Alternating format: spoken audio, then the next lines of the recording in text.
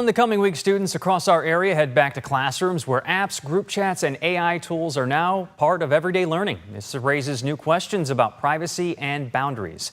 Nuala O'Connor, an AI privacy and online safety expert, has advice for parents who may be concerned that their kids are relying too much on AI in school. And the litmus test, I think, should be, did your child learn something from this assignment? I heard recently the idea that ask your child to explain their answer to you without any materials near them at all, without the computer, without any books, without any written materials.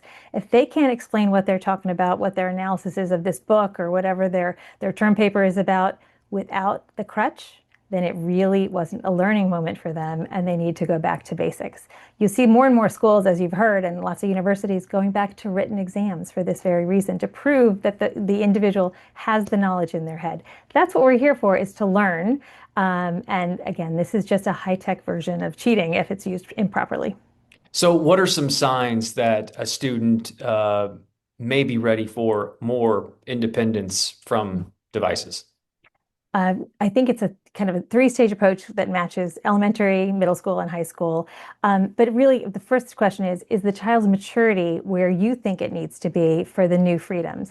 In general, elementary school students, you're right there with them. You're not letting them, you're letting them use apps if you're on them with them, if you know their passwords, if you're supervising.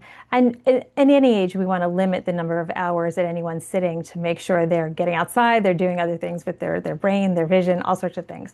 In the middle school, obviously, they're doing a lot more social connectivity. You want your child to have friends. You want them to engage in healthy behaviors and relationships. So you're kind of co-piloting their use of the internet and their use of these apps. You're checking in with them frequently. You might still have their passwords depending on how that conversation goes with your child.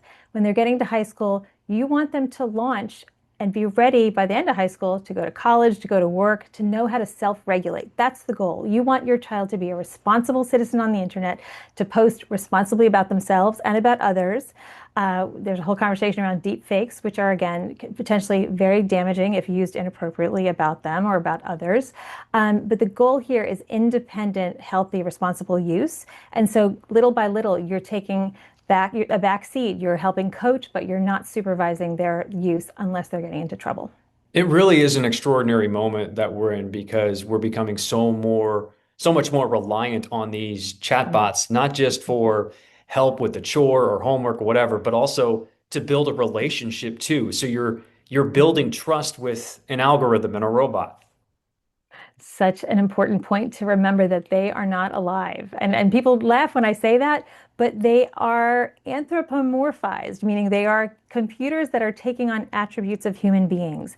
And it's, as you've said before, hugely controversial in the use of AI, generative AI in schools, also in the healthcare system. Potential great opportunities, but also real risk that these are devices that do not have codes of ethics like therapists would in the real world, and that people, lonely people, especially people who are isolated, whether they're seniors or simply isolated from peers, become increasingly reliant on them. So I encourage people simply to talk to their kids, talk to them every single day. No phones at the dinner table. If there's another rule I could leave you with, no phones at the dinner table. Everybody looks each other in the eye and talks about what they did that day.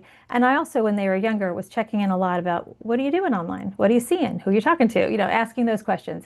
If not, once a week, if not every day. Nuala O'Connor, AI privacy and online safety expert. I appreciate your time and your insight.